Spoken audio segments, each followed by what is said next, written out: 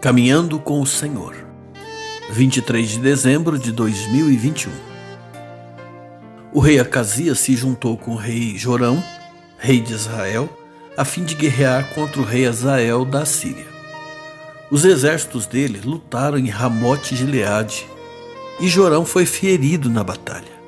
Então ele voltou para a cidade de Jezreel a fim de tratar dos seus ferimentos. E Acasias foi até lá para visitá-lo. Segundo Reis capítulo 8, versos 28 e 29. Próximo ao fim do ministério de Elias, o Senhor mostrou-lhe os 3 próximos passos que ele deveria tomar em tempo oportuno. Ele deveria ungir Azael para se tornar rei da Síria em lugar de Ben-Hadad. Deveria ungir Jeú, comandante das tropas de Israel, para tornar-se rei no lugar de Jorão. E ungir Eliseu, filho de Safate, de Abel-Meloá, como seu sucessor. Naquela ocasião o Senhor lhe disse: quem escapar da espada de Azael, Jeú o matará com a sua espada, e quem escapar do juízo de Jeú será punido por Eliseu. 1 Reis 19, 17. Deus usou Azael para castigar Israel em sua soberania nacional, atacando pelas beiradas, atacando pelas fronteiras de Israel. E usou Jeú para disciplinar Israel pelo lado de dentro, especialmente entre os governantes e aqueles do povo que se mostraram os maiores responsáveis pela proliferação da idolatria no país. No entanto, Elias delegou a Eliseu a responsabilidade de ungir Azael e Jeú, porque até então não havia surgido uma ocasião propícia para isso. Mas a partir daqui, nós começamos a ver as profecias sobre os atos destes 2 reis se cumprirem. E como nós veremos a seguir, os acontecimentos que para nós muitas vezes parecem ser aleatórios, corriqueiros, desconexos, fruto das nossas decisões, algumas acertadas, outras equivocadas, ou de eventos que fogem ao nosso controle, não estão de forma alguma fora do controle soberano do Senhor. De maneira que aquilo que ele disse que será, de fato será, e nada haverá que impeça os seus desígnios se cumprirem. Este episódio, por exemplo, nos mostra isso de uma forma muito clara, porque no final do capítulo 8 de 2 Reis, nós somos informados que Acasias, o sobrinho de Jorão, filho da filha de Acabe, se tornou rei em Judá com apenas 20 anos de idade. E ele seguiu o mau exemplo do seu avô, Acabe, introduzindo a adoração a Baal no Reino do Sul, em Judá. Algum tempo depois, ele uniu o exército de Judá com as tropas do seu tio em Israel para lutarem contra Azael na fronteira da Síria, ao norte de Israel. Mas durante essa batalha, Jorão foi gravemente ferido. A guerra não parou, as tropas continuaram combatendo, mas o rei foi levado ao palácio de inverno em Jezreel para ser tratado. Talvez ele tenha preferido ir para Jezreel em vez de ir na sua casa em Samaria, porque a sua mãe estava em Jezreel, a Jezabel. Ela estava ali e seria muito mais seguro para ele ser cuidado por ela do que por qualquer outro súdito, já que ele não era tão benquisto assim entre seu povo. Logo depois disso, Acasias, o rei de Judá, preocupado com o bem-estar de seu tio, também deixou o campo de batalha, deixou seus soldados lutando sozinho e foi até Jezreel para encontrar-se com Jorão. Os 2 reis se ausentaram então. Enquanto isso, Eliseu enviou um de seus discípulos até o campo de batalha para encontrar-se com Jeú e ungí-lo como rei no lugar de Jorão. Vale a pena recordar também que Azael também estava na batalha, ungido por Eliseu, para ser usado como um instrumento de Deus para disciplinar Israel e Judá pelo pecado da idolatria. E eu estou traçando todo esse plano de fundo aqui para que você possa entender os eventos que virão a seguir no Reino do Norte e no Reino do Sul. Eliseu entendeu que aquele era o momento adequado, o momento em que o rei se ausentou do comando das suas tropas, era um momento propício para ele cumprir a determinação que havia sido dada por Deus a Elias.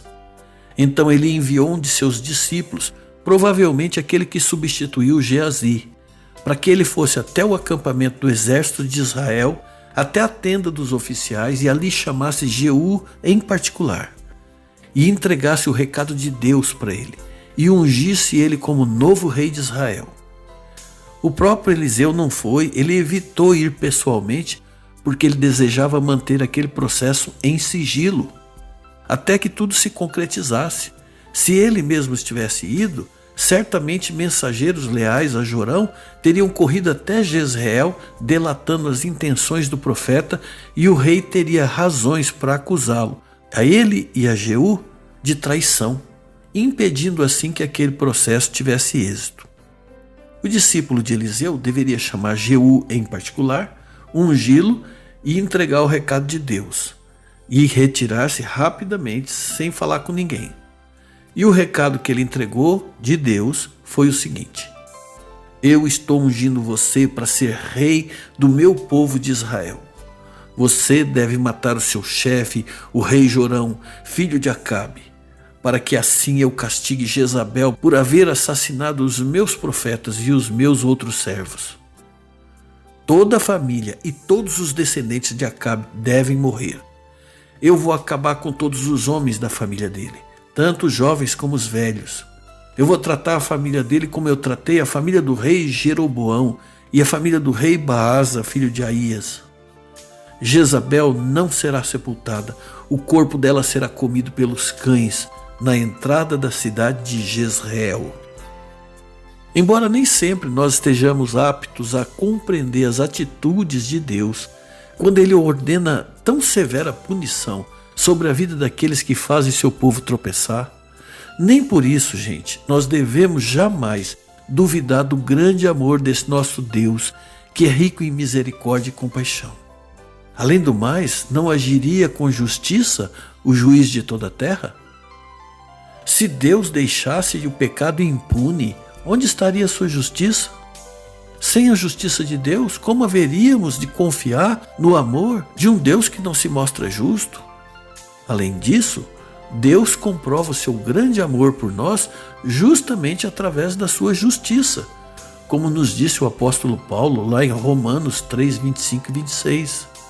Deus ofereceu Cristo como sacrifício para que, através da sua morte na cruz, Cristo se tornasse o meio de as pessoas receberem o perdão dos seus pecados pela fé nele. Deus quis mostrar com isso que ele é justo. No passado, ele foi paciente e não castigou as pessoas por causa dos seus pecados. Mas agora, pelo sacrifício de Cristo, Deus nos mostra que ele é justo. Assim, ele é justo e aceita aqueles que creem em Jesus. Não me deixe questioná-lo, Senhor, quanto aos teus atos de justiça e a sua disciplina, porque eu reconheço que tudo aquilo que o Senhor faz é bom. Tudo aquilo que o Senhor faz visa o nosso bem, inclusive se acontecer de eu mesmo ser disciplinado em algum momento. Eu me submeto em tuas mãos, para ser guiado pela tua justiça, porque eu confio que o teu amor e a tua paciência para comigo sempre foram muito maiores do que eu mereço. Qualquer que seja a circunstância, ainda que as portas se fechem para mim, ainda que eu não receba a cura ou o favor que eu pedi do Senhor, ainda que os problemas persistam em me importunar, ainda que eu não entenda as tuas escolhas, ainda assim eu quero continuar confiando na tua bondade e na tua soberania, entendendo que tudo aquilo que o Senhor faz é perfeito e visa o bem daqueles que o Senhor quer bem. Assim eu me rendo submisso em tuas mãos e a ti eu oro, meu Pai, em nome de Jesus. Amém.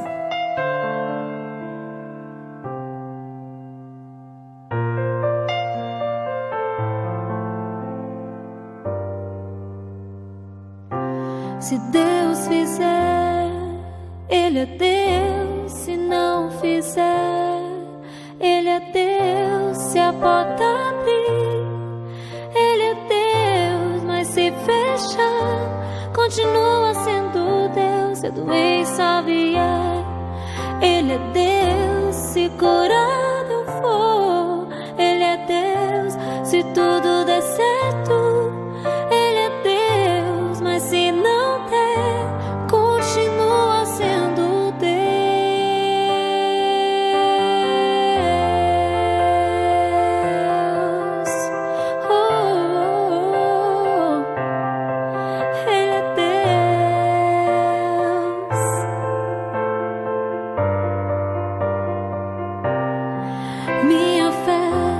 não está firmada nas coisas que podes fazer.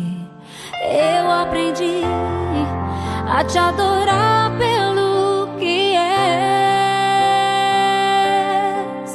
Dele veio, sim, eu amei, somente dele, mais ninguém. A Deus seja o louvor.